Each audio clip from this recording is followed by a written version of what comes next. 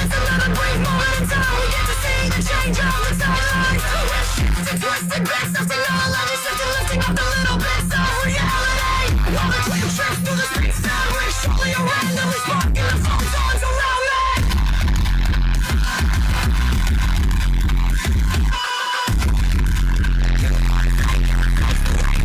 Major bags! Crimson technology! Money and hashing your life! That in QRs, it doesn't matter! The streets change perspective! There's a lot to XMR, quite a bit going on. Now we want to make sure we get it all covered and whatnot, so we're going to go over it over a matter of time. So today we're going to snorkel in XMR. We're going to do some snorkeling. We're not going to dive in deep tonight. No, that will be next time. So XMR is a hell of a blockchain with technology not really seen throughout the blockverse. Now we are going to take a snorkel of a dive today to cover some of the most controversial parts of XMR. How it works, basically. This is such a huge topic because so few people really know how XMR works. This is similar to the Bitcoin. No one knows Bitcoin, but a more realistic perspective. When I say there's a few people that actually know how XMR works or Monero works, I mean that literally. There is few people that know exactly how things are done under the hood to get things done. Now, a lot of people know the general process, the general points, the general perspective of XMR. And today we are going to cover someone who is one of those people who actually does know how XMR works. And I think that's probably the biggest point to go right now, is that you can listen to a lot of people talk about Monero, but not a whole lot of people are actually going to know about Monero. Like, they're not a whole lot of them going to know it, like the guy we're going to showcase today. So before we go any further, I do want to thank our partnerships, our network sponsors. So I want to thank DOrganized for teaming up with Bitcoin Live Digital Broadcasting DB, because Bitcoin Live DB and DOrganized is a powerhouse combo. I see new heights for both organizations. Now, if you haven't checked out the Organized early morning broadcasts for stacks and other topics, they seem to be taking off with more people every day. Go check them out in the mornings and afternoons. Find them on X social platforms or basically anywhere you're watching this right now, including some more. So I also want to thank our sponsor, because yes, we do have a sponsor. It's such a great sponsor. Thank our sponsor, because yes, we do have a sponsor. It's such a great sponsor. We do love them. Okay, come on. There we go. Sorry, computer's a little slow today.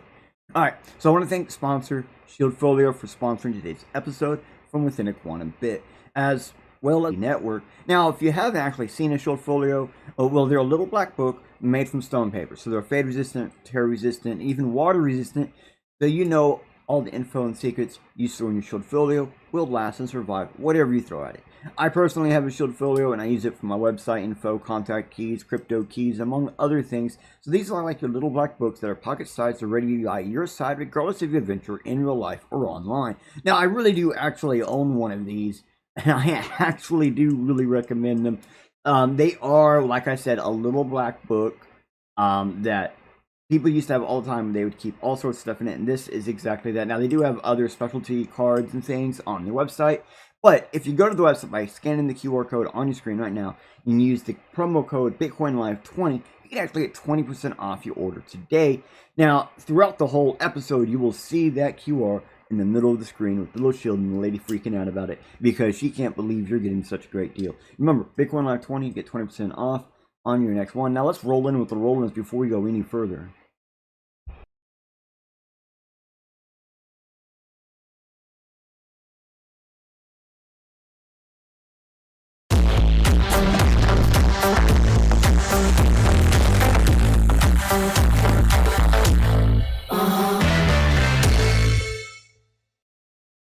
Thank you again, Shieldfolio, for sponsoring today's episode. Alright. Welcome everybody. Welcome everybody. Hold on, I gotta pull up the thing. To the photon of the greater fourth dimension quantum machine. We are here today, and we're going to do it like we do every time we do this. Right here on the main screen, every place we go to, you're gonna see this little bad boy. Whoop. Hop in. Let me show you. Yep. Come on. There we go. All right. We're going to get one of these on your screen for everywhere we go, so that way you can catch up, stay along, and follow where we are. I'm going to let you know right now, in case you didn't see it, it just popped in. The chat is ready. Wherever you're at, there should be a chat board somewhere that you can actually say hello, ask a question, do whatever. Well, you can now see that on your screen as you do it. And I will be able to see it, which means I'll be able to respond, and we'll be able to keep on going. So if you have any questions about Monero while we're going, please ask them. Because any question asked today, not answered today, we will answer another day. So, if you're watching this on the replay on YouTube, there's a bunch of description links for you to be able to click on, and that's going to be everywhere we're going today. So if you do want to ask a question to appear in a future episode, ask it on the YouTube channel. Go ahead, hit up the YouTube channel. It is the Bitcoin Live DB YouTube channel, and just check them out. Because this video right here under the live section, you're going to want to comment on your XMR. Comment if you didn't get in while we were live. Okay. So what we're looking at in front of you right here, the very first page, this is the organized. This is the people who are going popping every day. Like literally, they go live almost every morning and every evening with Bitcoin and stacking stacks and other things. So they're kind of like your daily hookup for what's digitally popping. And you can see they even promoting us up on here at the same time. So lots of stuff going on. Now I want to go ahead and give you guys your free pre-search query of the day, because we do this for every episode now, or we try to. Today's free pre-search query is XMR tech details.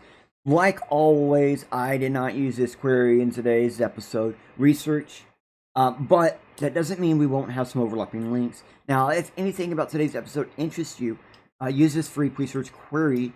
Could help you find basically all the tech tips you might need about Monero. And you can basically use it with the pre-search AIs. We have this little thing right here. We can just click and it will pop down. Show you some of the information right there. And you can actually basically use this. Just click that QR, scan it, and use this after today's episode to drop into the rabbit hole of Monero tech details. And you can actually do this for about any coin you want through pre-search.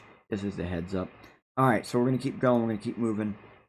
So this is who we're talking about today. Today we're talking with Johnny Law. But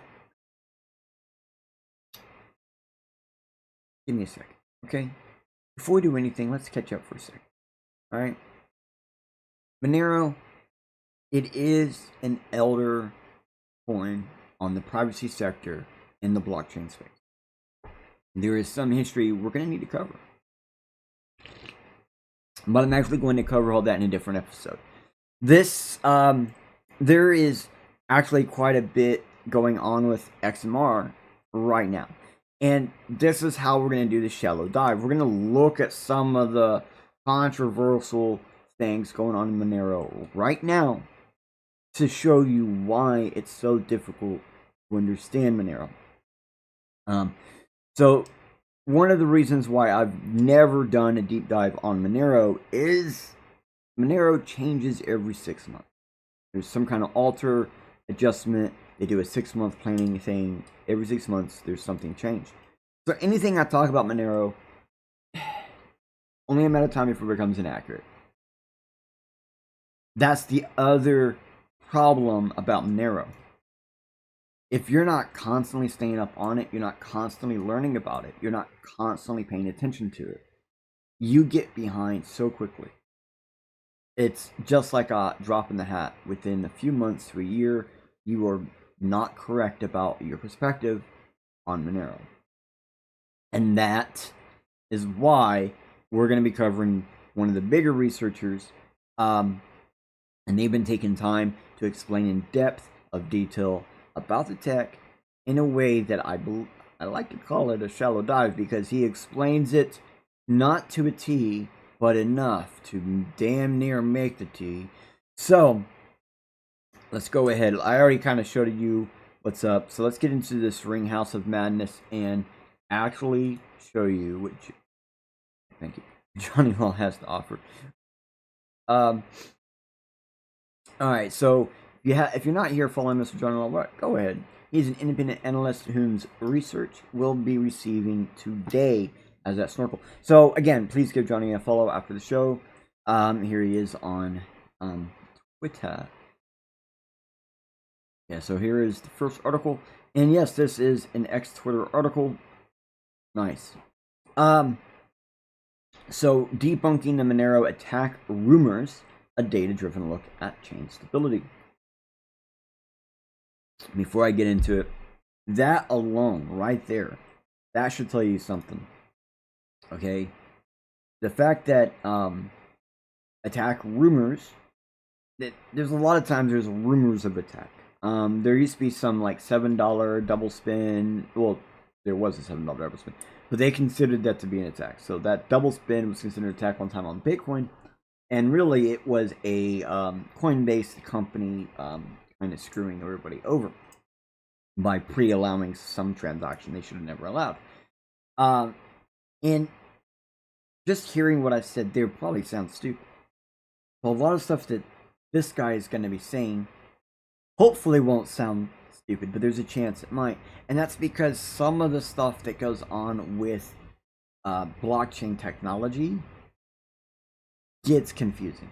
It's with Monero, it's probably more confusing on purpose than other chains. Okay. So over the past few days, social media and some crypto forums have been buzzing with claims of active attack on the Monero blockchain, implying deep reorganizations and sustained hash rate manipulation. To separate fact from speculation, we pulled direct RPC data from the local synced Monero node and examined the network's actual reorg history, hash rate, and pool distribution. The reason why that is so freaking important, just hearing that phrase right there, we pulled direct RPC data from the local synced Monero node and examined the network's actual reorg history, hash rate, and pool distribution. Is with all blockchains, your explorers online are not your explorers. Unlike how the cloud is someone else's computer, an online explorer is not meant for anybody. An online explorer is literally meant for those who don't have a node. It's supposed to be used for non-verified predeterminable checks. That means that you're not verifying data. You're literally just looking at data. The accuracy of that data does not need to exist. So pulling all of the information from your actual local node excuse me, is extremely important. And that's kind of how it should be for everybody. Pulling the data from your node is extremely important. So let's go into it. The verdict: the numbers do not support the attack narrative. Why a reorg on Monero is less spooky than on Bitcoin. So in Bitcoin, the most transparent UTXO chain, type blah blah blah. Oh no, and most transparent UTX chains. Basically, transactions in orphan blocks are publicly visible and can be selectively mined or remined, enabling targeted double spins. This makes even shallow reorgs a potential tool for deliberate financial attacks. Remember how I was saying earlier on Bitcoin, there was a company who approved a transaction they shouldn't have approved? That, right, that first statement damn near explains in better detail what I'm actually saying. Where this company approved a transaction, that block became orphaned. It was then double spent by that company. So it gets confusing. And that's a $7. That was a $7 double spin. So Monero is different. Its transactions are private by design. Even if a block is orphaned, the containers are shielded, or the contents are shielded.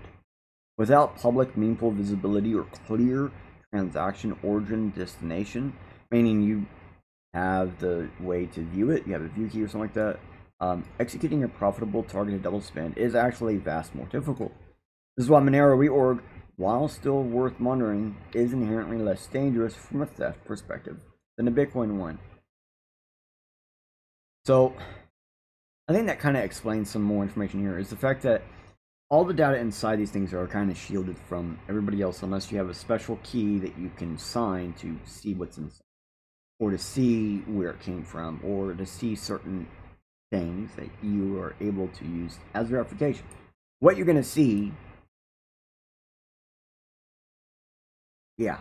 So that's kind of why they're saying, like, it's not that bad here, simply because it can't be abused. But in some people, they're like, well, that's a money someone was supposed to have.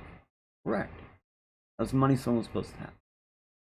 And there's a really good chance that, because we don't know what all is going on, that orphan block with Monero, I mean, it really don't matter. Like, when you talk to people who use Monero for what Monero is, they do not, like, you talk about orphan blocks and they just kind of roll their eyes. And that, you can kind of probably hear it in my voice, it's really what it is with Monero. Bitcoin, it's kind of really important. You want to check, is that mine? Or, because, like, with, like, you can send large amounts of money with Monero, right? You can send large amounts of money with Bitcoin. I think everybody would agree Bitcoin is worth more than Monero. And there's a chance that that whole transparent part might be a key factor there. And, well, let's keep going. I don't think there's anything else I want to add about that. I was thinking. So, recent orphan history, data not drama. Okay. To evaluate claims of instability, we queried our local node for alternative chains and calculated the reorg depth. This is actually important. He went through and said, look, find other chains. Find them. Tell me how big they are. Let's look at it. Because even in Bitcoin, just because, you know, your node isn't paying attention to all the other stuff, doesn't mean you can't, you know, collect data off of it too at the same time. So, network health check, mid-August 2025. Now, this is something people used to do all the time, so I'm kind of glad to see it's still going on. Over the past 2 weeks, there has been approximately 10,080 blocks in Monero, 122nd target. Is about right. Total reorg blocks, about 118. Total reorg events, though, 85. Whoa, that means there's some, whoa, that's a, Normally, like with Bitcoin and stuff, you'll have one reorg event with multiple blocks.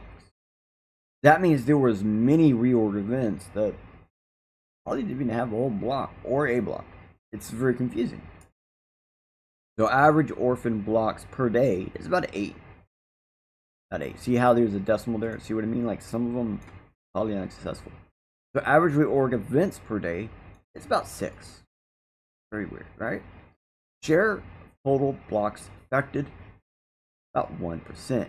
And that is a huge difference. So the amount of blocks technically affected is about 1%. So a vast majority of blocks were 1 block long. A small number were actually 2 to 7 blocks long. All observed alternative chains were behind the main chain in cumulative difficulty, meaning no sustained equal or greater difficulty competitor was observed. And that's really important because this is a major difference between, actually, I think Bitcoin does something similar too. Cumulative difficulty is very, very special. It allows the possibly longer chain to always be longest. Because it doesn't actually matter about which chain is longer. That was like a young chain cares about that.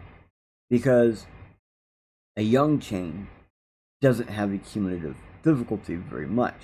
Meaning a shadow chain could gain a higher cumulative difficulty and a longer respective chain, which would then equal dominance over node priority. Still, nodes can ignore it. Like, that's the other thing. Like, we're at a point now where we have so much technology in this blockchain space and the nodes specifically, and the miners specifically, that we could just actually ignore longer, more cumulative difficult chains, knowing that they're just not the right chain. Like, it's weird, but it's kind of cool that we're actually at a point now where blockchain technology is getting that exact. Where, yeah, sure, it's based off of dynamic possibility. Doesn't mean it has to be. But it is. It actually is. The individual persons can take off the dynamicness if they choose to. And that's what I really mean. So this guy gives his interpretation of all this information, which is, this is consistent with normal background orphaning due to network latency and simultaneous block binds. There is no evidence here of an ongoing deep reorg attack. Now, I'm going to explain that a little bit more and expand on that by saying what he's really getting at is some of these reorgs are blocks that have already been blocked. And then some of these are blocks that get in later. You know, it happens. With Monero, because it's much faster time perspective, finding multiple blocks at the exact same time is a lot more common. And as we see here, about 6 times more common than most chains. Well, shouldn't say that. 6 times more common than paper build versions of blockchain. Paper build versions of blockchains don't have them. So it's the only time they don't exist. And that's going to be where other people are going to think from. They're going to be thinking the white paper, they're going to be thinking the paper side of cryptocurrency. And that gets very confusing because you have script side, paper side, work side, node side, user side, and then the actual thing. Like, there's 6 completely different parts or sections or perspectives on all cryptocurrencies. And Monero, when it gets down to like work side, it gets a little bit more difficult because there's more than one way to do it. And what I mean by that is you have standard, I have a miner, I have a node, I mine. Then you have non-standard, I have a miner, I don't have a node, I mine. And then you have hive mining, where I have a node, I mine. Wait, what? Because you're offering node service to hive miners. So you are mining, but someone else is doing all the major work. You're just doing some part of it. So you do have a miner. And other people might have hundreds of miners. You might have hundreds. It doesn't matter. And the fact that there's different ways to mine is going to make a huge difference on things. Because like he said, it was like only 1% of blocks were actually affected from all these different reorganizations. 118 of them, right? So that means that some of the reorgs were still used, just not at that point in time. The hash rate, reality check. From the node's own get info RPC, current difficulty, huge numbers. I do like the 669 and 928. Those are both Nice. And then if it was a 255, I'd be like, oh yeah, because it's a 722. I mean, like 255 bits is a thing. Okay. So target block time 120 seconds. Not very long, about 2 minutes. Estimated network hash rate 5.5 gigahash. What? What? What? Magic, right? Monero has this thing where they don't allow ASIC miners, and they don't allow machines that could be ASIC miners. There's a lot of different things that can't mine Monero anymore, and that's half the reason for the every 6 month thing. Every 6 months, it's a little bit more difficult to mine Monero. So because the hash rate is computed directly from difficulty and block target, it cannot be faked by an external website. While public mining dashboards can be manipulated or delayed, the local node's difficulty reading affects actual consensus state. And that is why having your own local node is important. So, pool attribution, no clear single entity dominance.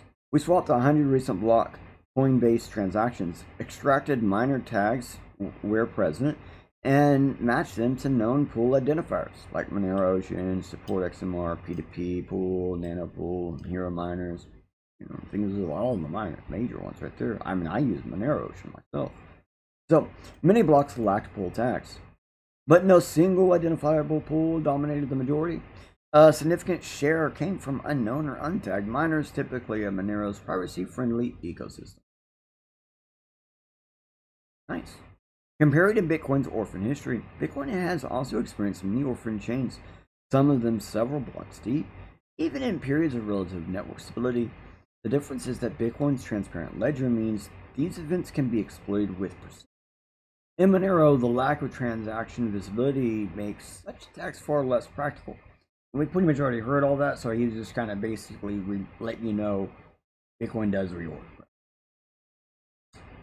So based on the past 2 weeks of live chain data, Monero's recent reorg pattern is well within historic norms.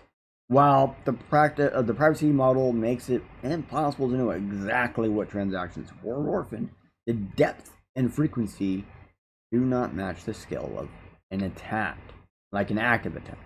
Sorry, I missed that one word. That's probably kind of important there. The rumors thrive on the absence of facts. Let's stick to the verifiable on-chain measurements rather than relying on manipulated dashboards or hearsay. Now, I kind of wish I had saved it. Man, let me see what this. Some additional details on some of the longer selfish mining orphan chains. Longest orphan chain events last 2 weeks. If I've already read events, some that we already just read. Oh, so these are the top ones. 76643. Oh. I don't see anything bad there. They're all behind, slightly. And blocks, man. Whoa! How did? What? Damn. Yeah. I'm looking at the number, okay? This one right here, both of these 6s are under 2,000 blocks from the main chain. That's very close to the main chain. And you see percentage behind chain is not much. 2%. Less than 2%. 0.2%. 0.2%. And this one right here is 2.6. Woo. Somehow, I mean, like, man, people are starting to get, but it doesn't matter. I don't know. That's me nerding out there for a second. Okay. So, and I'm sure if we go down here, there's probably people, yeah, like you're downsizing the whole thing and misleading. Can you share info about how many times they were 6-7 blocks in our history? Why does it have to be throughout the Monero history?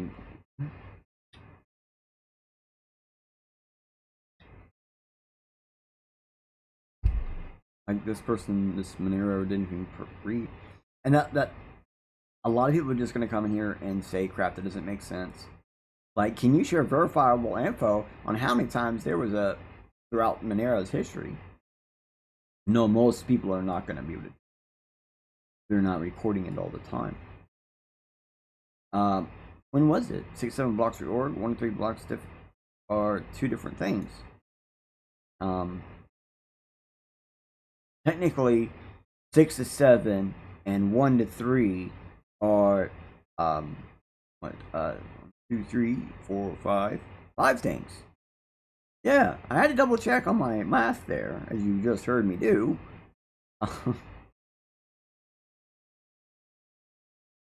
This Menzel is acting like, with Monero, is acting like Bitcoin. Bitcoin, if you said 7 block reorg, yeah, we'd all be freaking out. Okay. So, we're gonna go into this one. So some of these, or one of these are actually gonna have information on how to do this. So monitoring Monero real-time reorg detection and why XMR chain splits are rarely cause for alarm. So, plain and brief, unlike many proof-of-work UTXO blockchains, Monero's block reorgs are almost always short-lived, low-risk, and economically impractical for attackers. In the live test of my node, dozens of alternative chains appeared, but every single one was hundreds of thousands of blocks worth of work behind the main chain. That's a huge thing. Hundreds to thousands of blocks behind the main chain. The longest fork I observed was 7 blocks long and 331 blocks behind the cumulative difficulty. Huge fork, by the way. That's what the guy's complaining about. There was a fork in the chain, 6 to 7 blocks, and the guy's freaking out because 6 to 7 is much greater than 1 to 3. Orphan. Doesn't really matter. And it's like, I know, like, with, you can always reintroduce an orphan chain, but that last part here, 331 blocks behind, and in cumulative difficulty behind. No one's gonna care. That's impossible gap to catch up without massive sustained hash rate control, and the cost would far outweigh any potential reward. Yeah, it's keeping the value of it down kind of low isn't bad, and to be honest, Monero is kind of locked in with Bitcoin, so they both kind of go up and down in relation to each other. Well, Monero goes up and down in relation to Bitcoin. Yeah.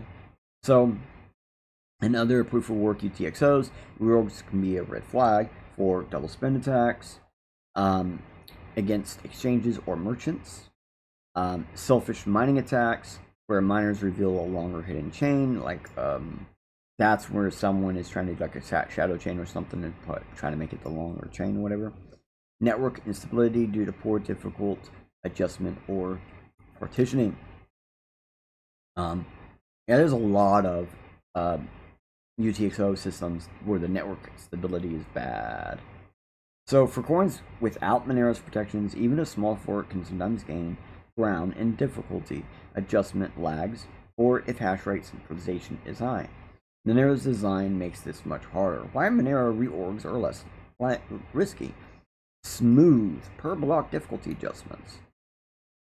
Each new block's difficulty is recalculated from a rolling median of recent blocks, preventing sudden difficulty drops that attackers could exploit.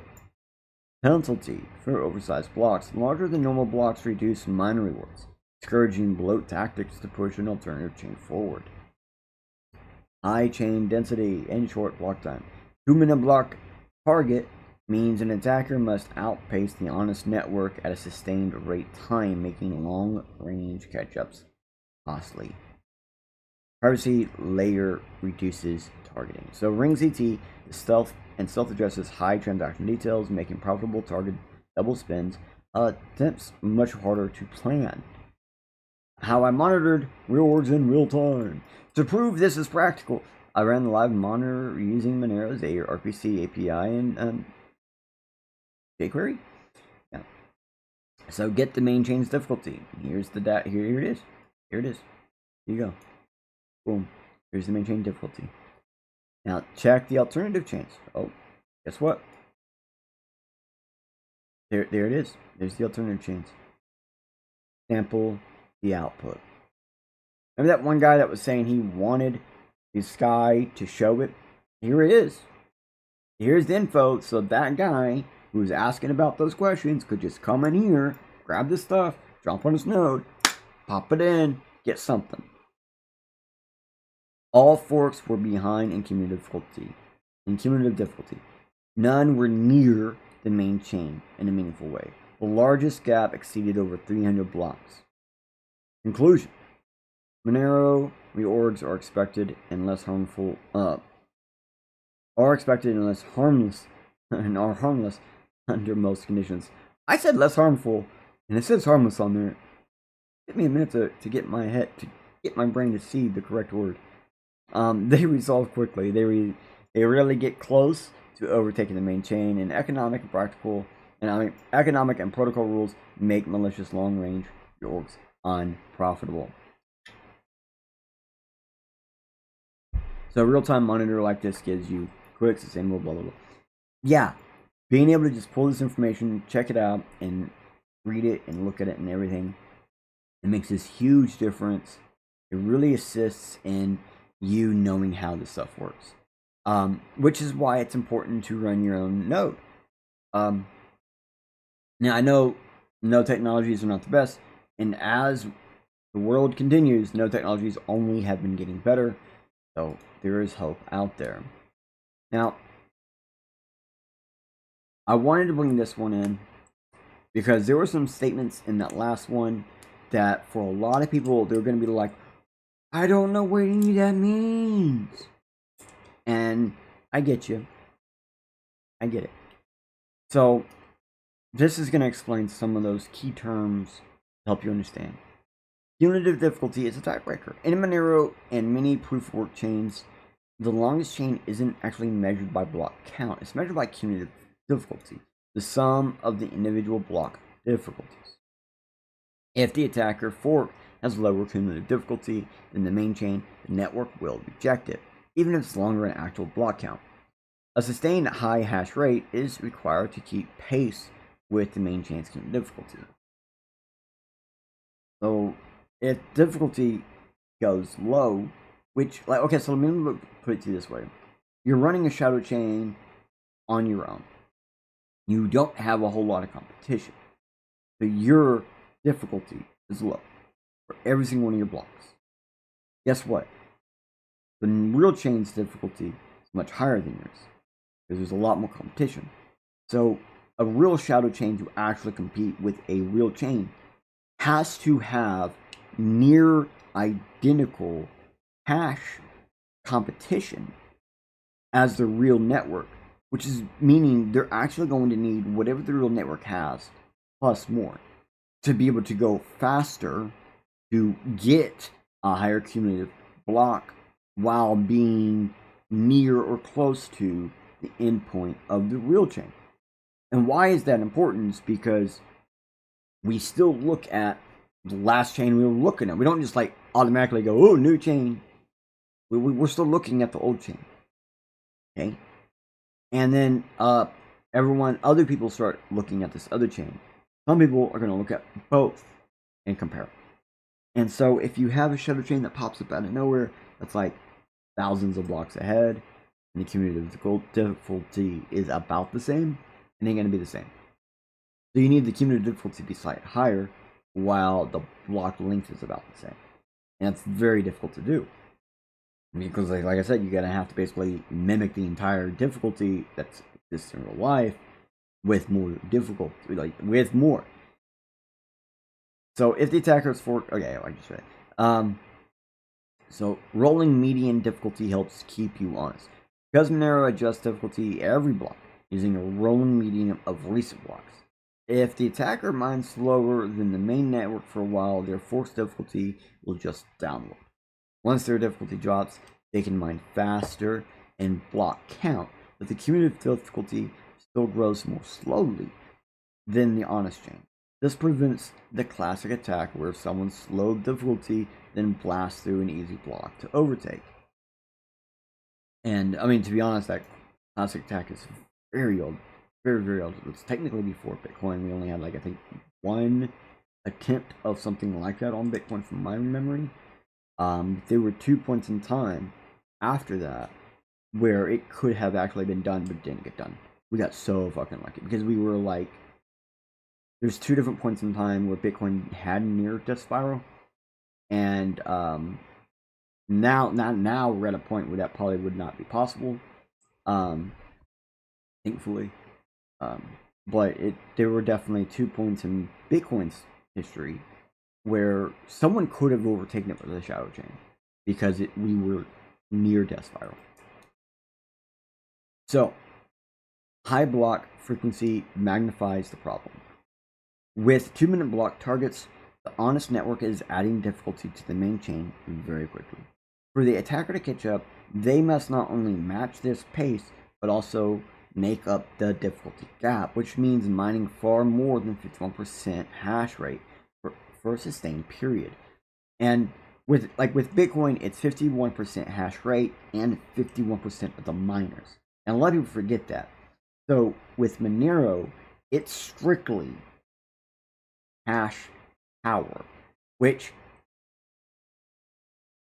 hate to be honest, is basically the same thing as 51% of the hash rate and 51% of the miners.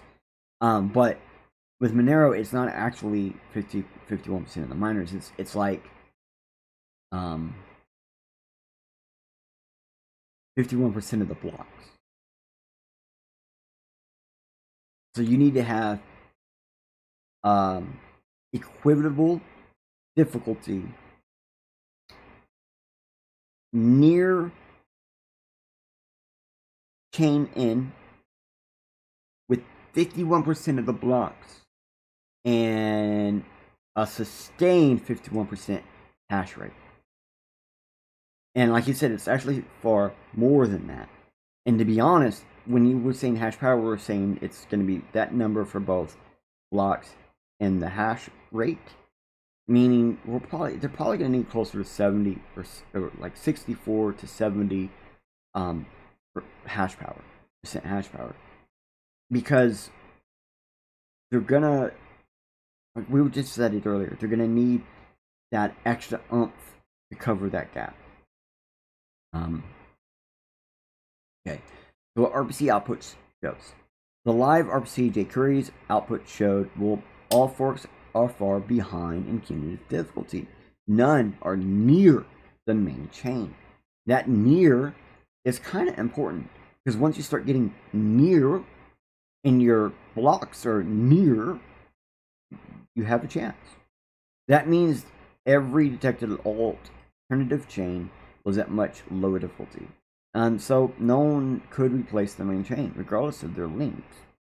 So the bottom line, if your 51% attack splits off and lets their private chain's difficulty fall below the main chains, they won't be able to fork it into the main network later unless they temporarily control a much higher percentage of the total hash rate to close the difficulty gap. In practice, with Monero's algorithm and block timing, this becomes a very costly and obvious. This becomes very costly and obvious. And he's got a point there. Like, the Monero's algorithm is designed to be, it shows its problems. If that makes any sense. So, and I think that's a very good point. It is extremely costly. Most blockchains that are older than like 4 years, it's going to start becoming costly to just strictly do anything attackative onto it.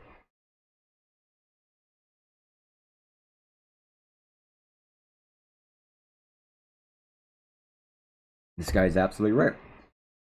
the time waiting factor was actually explained. It wasn't said time waiting factor. And that's why this guy said plus. Brandy anarchist, sure, he might know something about Monero, but he was not able to pick up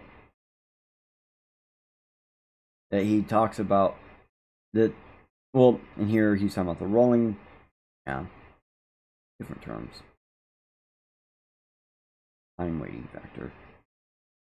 Well, I would say rolling median is the same phrasement, just different words. Like the way he describes it, this is the same thing. But you gotta remember there's no time in blocks. And in blockchain, there is no time. That's something that everyone forgets. Alright, so we are going to go to this website. So basically, this is the website that was on Johnny Law's ex-Twitter bio. So we go over here. He's got aroundtheblock.us/community. And so here we go. This is that website right here, especially the community page. Basically, if you're interested in this info, especially if you're interested in Digibyte, which is a completely different cryptocurrency, take a peek into this website. Take a peek into this little community tab.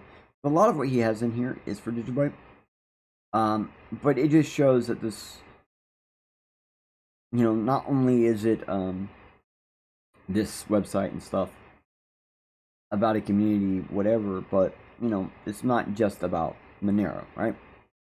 This is where this is gonna help. You come in here and you help this person. That helps this person, and that helps us, right?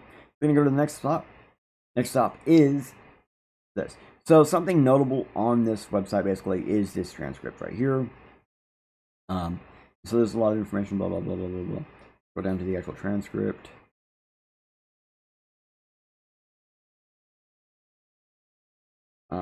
Third party that constitute the transaction, contract, or scheme is the security further of today. There is no simple case law addressing the application of the housing. So some fun stuff right here to read. When I was reading through it, I was like, I find this stuff interesting. Millions of jobs solidified the United States' position in the global economic legal blockchain represents the next phase of the network computer systems, whereas client-server systems rely on point-to-point communication. Blockchains facilitate to many communications, allowing multiple computers to collaborate, achieve consensus, act in unison, and share services under the adverse network conditions. That this enables the development of unique digital assets and more efficient financial services, programmable assets, and computer games. Digital identity solutions, among other innovative applications. The full written testimony explains of blockchain applications that are tangible and improve people's lives, and the implications of the breakthroughs are far-reaching because blockchain, the digital uniqueness it creates, will allow us to redefine trust, ownership, commercial recreation, and communication is also ultimately transforming how we interact with digital systems and with each other. That's determined of the regulatory regime for the blockchains must start and end with functionality and features of the digital assets, not the technology used to create them. At the Java Labs, we call this a sustainable token classification. Blockchains have, so you can see a lot of fun words. All right, I get really into it. I really like this kind of stuff. So I thought you guys might enjoy it if you like this kind of stuff too. Now, this right here is actually the bread and butter, I would say, of this website for most people. References. So if we come in here, we can actually see like this, like transaction script evolution is kind of showing you how transactions changed over the years. Don't get this. Okay, so right here it says introduce in the Genesis block. No, there was no transactions in the Genesis block. Keep that in mind. I don't know how many times I have to say this. Bitcoin did not have transactions until like 2010. Okay. And I have to say it over and over and over. It used to be known information. Everybody used to know it, but there was only like 38 people in Bitcoin back then. So like the number of people who could not send a transaction to each other was next to none. Because people would just send the private keys. That was the original way to send money on Bitcoin, was send your private key. And then they would sweep it. You would see it got swept. You knew it was done. Transaction was finalized. So it was like No, 2009 is not the correct year. It should be 2010 when that was added. And you want to know who added transactions to the Bitcoin? It was Hal Finney. It was Hal Finney. Because that was why Hal Finney was contacted. Hal Finney was contacted because the people behind Satoshi Nakamoto, whatever, the people behind Bitcoin, the team couldn't figure out how to get transactions to work properly. Sure, there was code in there, but it didn't do anything. It didn't actually work. So, pay to public key hash. You can see early standard 2010. 2010. Okay. P to SH, script hash, 2012. SegWit, 2017. Actually, no, that should be right. Yeah. I was like, I could have sworn it's 2016, but I think it was talked about in 2016, but then put into 2017. Taproot, 2021. This is actually really cool. Might not be perfectly accurate, but it's accurate enough. Right? And that's what matters. So this is the type of information this guy is pulling out and putting on the table. Okay? And this is the type of information we want to skim with, because there is quite a bit to go into with Bitcoin. There is, my bad, I said Bitcoin. Monero. There's so much to talk about with Monero. There really is, and I want to go into it. So I want to spend the next few episodes talking about one type of technology in Monero at a time before we do the most deepest dive I can do, because we're going to cover the main technologies in Monero separately, and then we're going to do a dive down. We're just going to do like one episode talking about it all as fast as possible, not covering everything in detail, but to give you guys the full depth of value that Monero has to offer, because if there's an iceberg in the crypto waters, it's Monero. Let's be honest, this is a mild dip into the waters of Monero. It's complicated and often changes, which is why I wanted to showcase confusion in the community to start. Because the reason the confusion is there is because the constant changes and people having to leave and enter the XMR system at will, sometimes for years off chain at a time. So there is much going on, but at the same time, Monero is a unique token that has features not many would consider features in a blockchain. So keep in mind, we are going to take some time to deeply dive into Monero over the next handful of episodes. All right, 4 or 5, I'm not sure exactly how many. So come back in 2 weeks with your flippers and your goggles and get ready for the first deep dive into Monero. And as always, may Satoshi find your wallet.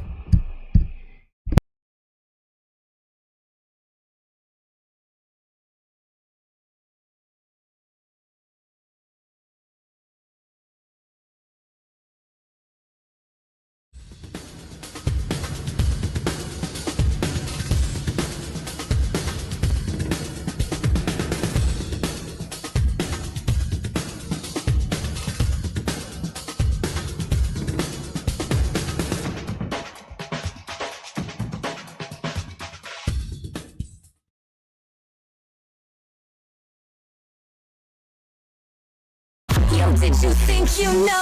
Did you think you hold? Did you think something new? That's the goal, to see from a new degree and get to change your mind. Need to find something new. Life suddenly is easy for many, but when a wall appears, sometimes up is all you see. So let 3D guide to the side, yo. Where there's a door, though, just be careful on your way out, for the first step is a do-see-do.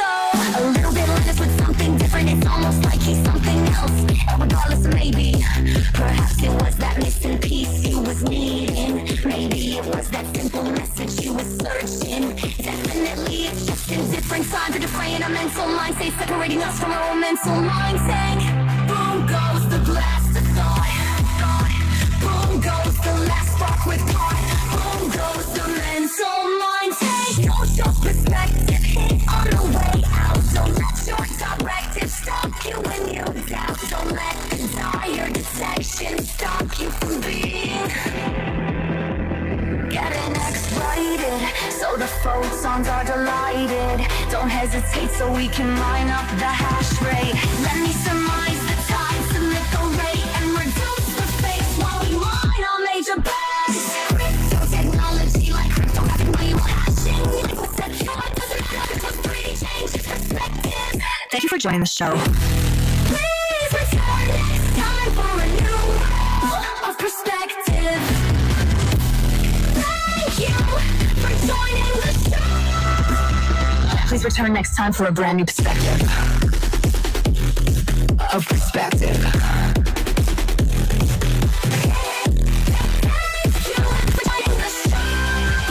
Please return next time for a brand new perspective.